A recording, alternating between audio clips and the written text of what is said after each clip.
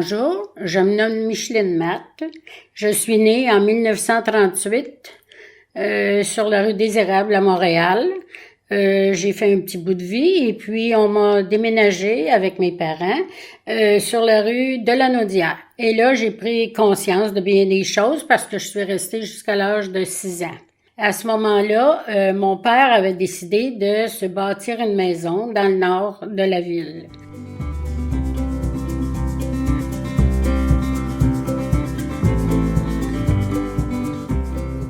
Puis, on ne connaissait rien. Il y avait quasiment pas de magasin, d'épicerie, de rien de ça. On a commencé par voir un cheval qui apportait le pain. Le boulanger était à cheval et descendait à chaque maison offrir le pain qu'il avait. Ensuite, on a cherché un petit peu, mais ce monsieur-là nous a dit, ben attendez, et puis vous allez voir, il y a un monsieur, une autre charrette qui va passer, et puis lui, il va vous vendre des fruits et des légumes. Alors, on a attendu et effectivement. Mais par contre, on n'avait pas de viande. Alors, on a demandé la viande. Ben, ils nous ont dit, il faut prendre un petit chemin puis aller un peu plus loin puis vous allez trouver une épicerie, boucherie. J'ai commencé à aller à l'école et l'école était loin et à ce moment-là, pour venir à l'école, ils prenaient la charrette et puis le cheval. Et puis là, ils descendaient la côte et quand les enfants étaient rendus à l'école, ils donnaient une tape sur la fesse du cheval et à ce moment-là, le cheval remontait. On venait à Montréal quand même, on prenait le tramway. C'était le tramway 24 dans ce temps-là, qui allait à peu près une petite rue de chez moi. Et puis, à la cordonnerie, le lundi, c'était fermé. Alors, le lundi, plutôt que d'aller à l'école, mon père m'amenait avec lui chez ma grand-mère et acheter des produits pour la cordonnerie. Et puis, je suis allée à l'école secondaire, mais il fallait aller à Montréal pour ça. Alors, je suis allée à Montréal et j'ai fait ma 9e, ma 10e, ma 11e.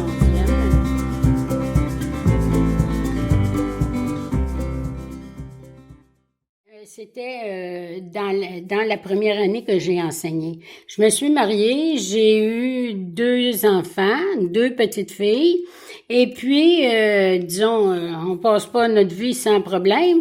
Je me suis séparée de mon mari et j'avais 2 petites filles à garder. Il faut vous dire que à ce moment-là, quand on se mariait, dans ces années-là, il fallait prendre notre démission. On nous donnait une cessation d'emploi et on n'avait plus le droit d'enseigner parce qu'on avait une famille et on s'organisait. Alors, comme j'avais eu ma cessation d'emploi et que j'étais obligée de travailler avec mes petits-enfants et moi-même, il fallait que je me fasse vivre.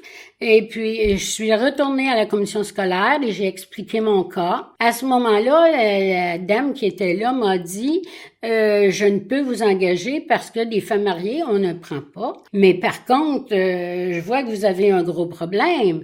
Alors, elle a dit, écoutez, je vais vous expliquer ce que vous allez faire et ce que moi je vais faire. Elle dit, je vais signer les papiers, vous pourrez retourner travailler. Par contre, on va vous demander comment ça se fait que vous êtes mariée parce que vous vous appelez madame et un tel. J'ai dit oui, c'est vrai. Alors, elle a dit, vous ne parlez jamais de votre mari et si on vous le demande, vous lui dites qu'il est très malade et qu'il est placé à Saint-Jean-de-Dieu. J'ai vécu seule avec mes 2 filles pendant 7 ans, disons. Et puis, au bout de 7 ans, j'ai rencontré un autre monsieur.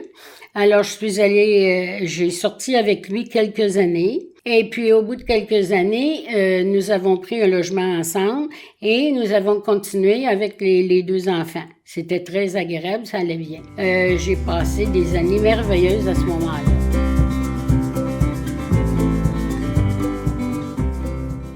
Et j'étais toujours avec mon conjoint. Nous avons été très longtemps ensemble. On a été 43 ans. Et à ce moment-là, il est tombé malade et puis à la fin, bien, il est décédé. Et puis, on avait un condo ensemble. Alors, moi, je suis restée dans le condo. Et puis, avec ce deuil-là et quelques petites choses qui se sont passées désagréables pour moi, j'ai perdu mon chat, entre autres. Et puis, j'ai perdu un œil aussi. Et puis, à ce moment-là, ben, j'ai fait un genre de dépression. Et je n'étais plus capable de rester à la maison.